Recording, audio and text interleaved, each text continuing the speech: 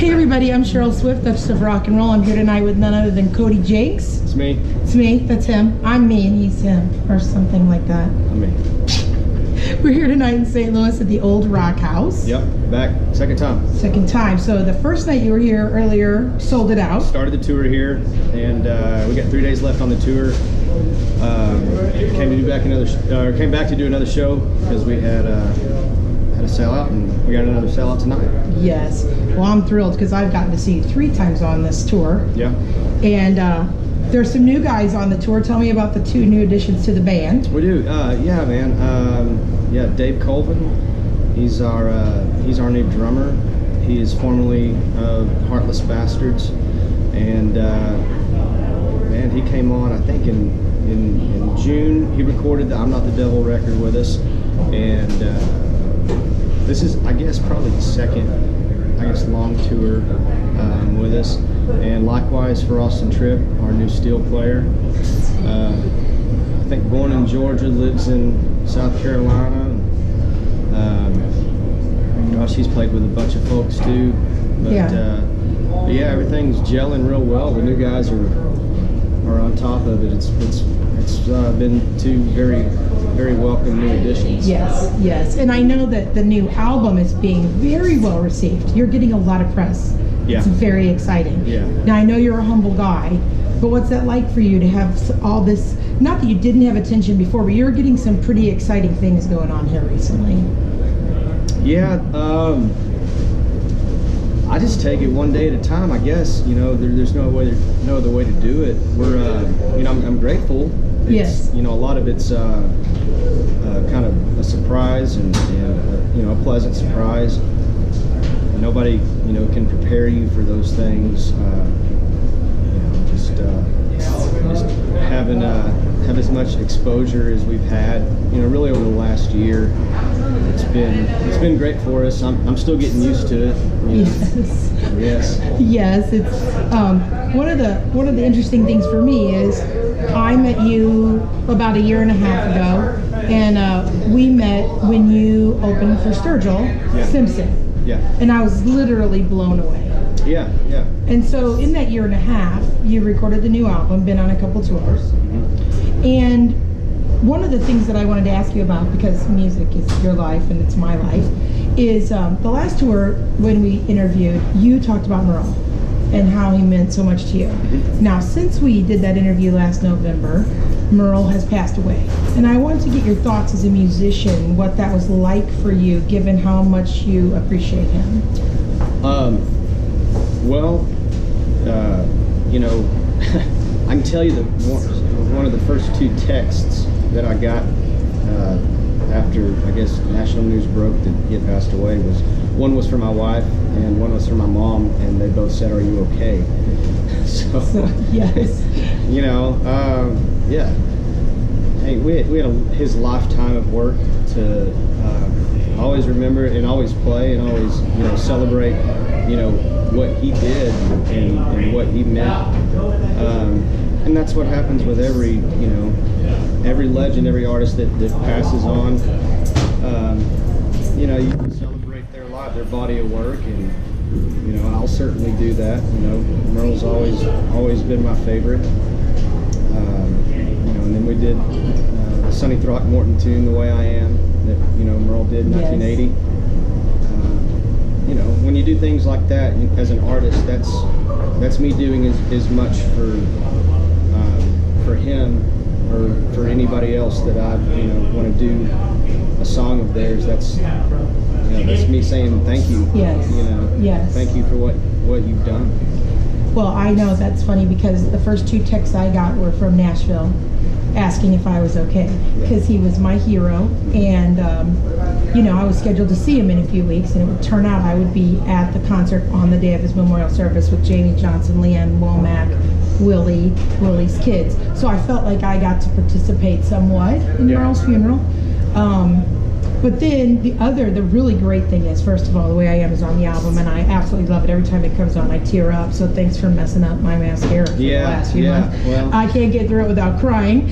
But something really cool happened about 2 weeks ago in Nashville. Do you want to tell the story of what happened with your? Oh, you're talking about the Time Jumpers. I am. Yeah. We had done 3 shows in Nashville at 3rd and Lindsley. Awesome place. They were so good to us. Shout out to 3rd and Lindsley. I love that bar.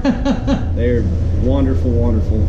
But we did 3 dates there. We had 3 sellouts, and then we went into the studio Sunday and Monday and did a little recording. We had a couple days off. Went in and tried to get a few things laid down. Right. And then Monday we were invited to go see the Time Jumpers, and the band, we got to meet those guys. The folks from 3rd and Lindsley totally hooked us up, put us at a table, and took care of us. We had great seats to watch those guys jam. And then they're like, hey, you want to come meet the band? And all of us, yes. Absolutely. For those of you who don't know who the Time Jumpers are, for the love of all things holy, look them up. Yeah. So, it's like those guys are as good as you can get. It's unbelievable watching those guys play.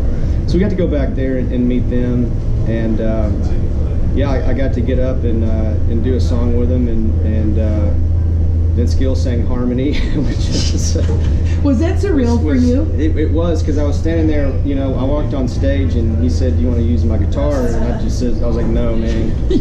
I can't. You make that thing sound good. I can't do that. I'll just sing." But we did The Way I Am. Did an old Merle tune, and I had my hands in my pockets the whole time, trying not to look stupid. I noticed that when I was watching, somebody videotaped it, thank the Lord above. And when I saw it the next day, I was like, you were so humble. That's one of the things that I notice about you, is your humble nature. Like, I could tell that it was special for you to be invited. I was scared shitless. Yeah. You're like, it was humble, but I was scared shitless. Don't be fooled, right? Well, I have a great deal of respect for the Time Jumpers. One of my friends is really good friends with Dawn Sears, who passed away in the last 2 years. Yeah. She played with Vince for years, and so they're very special to me because a lot of my friends are good friends with them. And when I saw that happen, I was just moved to tears, because it's you with one of the legends in the world singing one of the. There's so many layers of love and respect and honoring it. A lot of just the lineage from the guy that wrote that song to the guy that made the song famous, to me being able to be up there and do it with the guys I was up there doing it with. It's special, man. It's my mom and everybody that saw it, they were like, "You look so nervous," because I typically don't. Right. I typically don't look nervous, but it was a neat thing. I'm gonna cherish that memory forever. Yes. Well, I will admit I cried, because it made me think of Dawn and Merle and how exciting it was for you. And well, it was just like the trifecta for me, and I'm sure for you, like once in a lifetime. So the other thing I was wondering is, you've been writing a lot with Ward Davis, who's on tour with you, and you've formed this great friendship. Yeah. What's it been like to have such an incredible, I know, Josh, your best friend, is always on tour with you, but to have this new writing partner and have such a great record come out, what's that like? I met Ward coming up on a year ago. We played a show with him, and I called my management and I said I like that guy, and I want to do a couple more shows with him. So we ended up doing a few more shows together, and really, literally after 4 shows together, I called him out, and it was in April and May. We were wrapping up the record. I called him out to El Paso, and he graciously accepted. And we were able to write "I'm Not the Devil," which ended up being the title track. And speaking of Merle fans, they played. Ward wrote a song called "Unfair Weather Friend" that Willie and Merle put on the Django and Jimmy record, and they played that at his funeral. And I was with Ward when he got the phone call that they'd played that song at the funeral, and he kind of looked like a ghost. He was pretty shocked. So You know, Ward's he's as nice a guy as you'd ever meet, and he's an immensely talented songwriter. And Since I'm Not the Devil, we've written another song together. We wrote a song together. He was driving through in August, and I was at home, and I was off the road for about a week, and he said, "Hey man, I'm driving through." I said, you know, he had a show in Dallas and a show in Fort Worth, and I said, "Man, just stay at the house. You know, we'll see if we can write anything." And we wrote another one that I'll probably end up cutting. Nice. So yeah. Preview. Yeah. He's become a quick friend for sure. He's a good guy. I like him a lot. Yeah, I mean, I've met him a few times now, and I certainly approve. Not that my opinion matters, but he's just a really solid guy. He's so funny. Talented. He's a funny guy. Yes. He brings, I'm sure, some levity to the tour.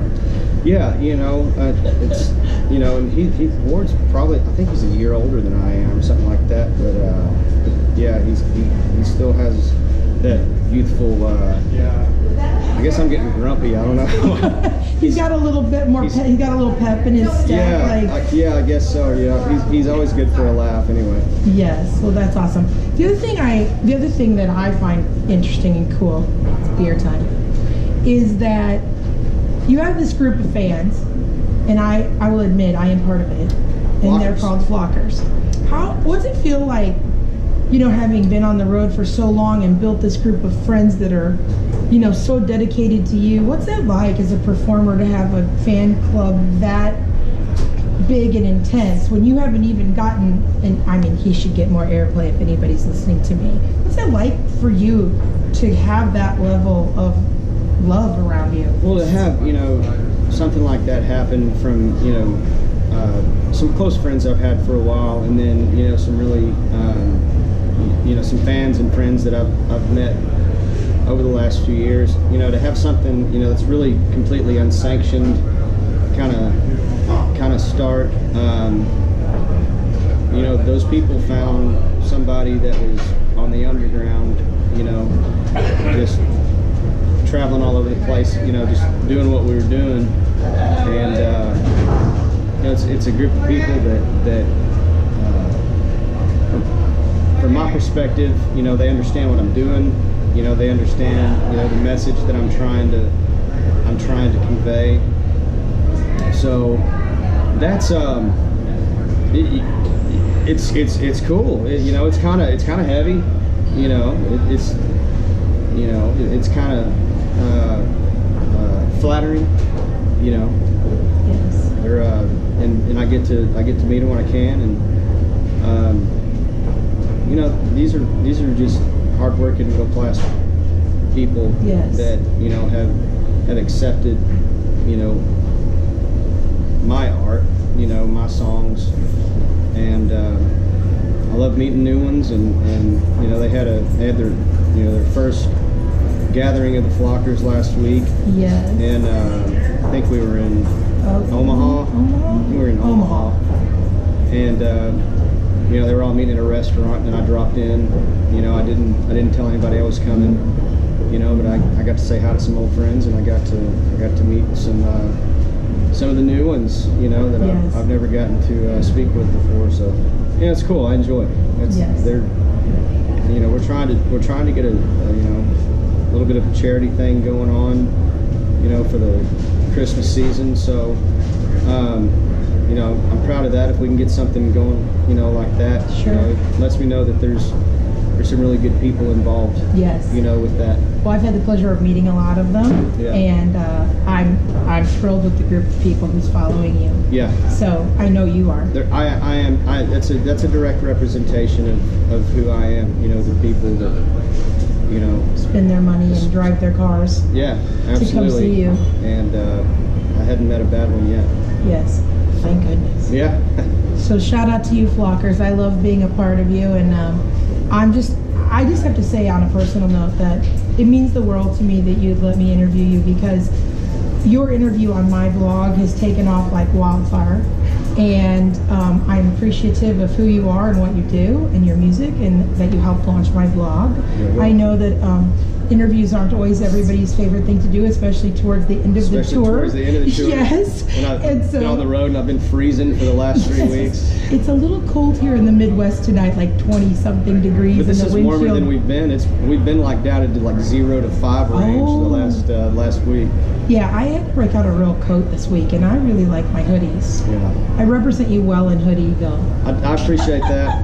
Yeah, it's going to take more than a hoodie. Yeah, I'm going to need a cold up Cody there. Jinks like giant. We're going to have some Carhartt coats or something. We'll make a Cody Jinks parka. Parka. Well, yeah, because if we keep touring in the winter, we're going to need a I know. parka. Yeah, we'll be talking with management about that. Okay, well, is everybody... No, I'm just kidding. So, anything else you want to say? No. Anything we need to... I mean, you're ready. You have, what, 3 more nights, and then you get to go home and spend the holidays at home? We've got Cincinnati, Detroit, Grand Rapids, and then about a week and a half off. We'll get to do the Christmas thing. We'll be at home. One date on the 29th down at Green Hall, Okay. Texas, one of my favorite places to play. And then we're off for another 3 weeks, and then we hit the West Coast hard. Yes. We'll be with Paul Kaufman. Nice. Yeah. Yes. Yeah, I've been sending notes out to my California friends, but you're selling out. I love seeing those little red sold out bars. Yeah, I do too. That makes me happy. Yeah, makes me happy too. Well, I adore you and your music. I love who you are as a person. I love who you are as an artist. I love your generosity, and I'm thankful for you.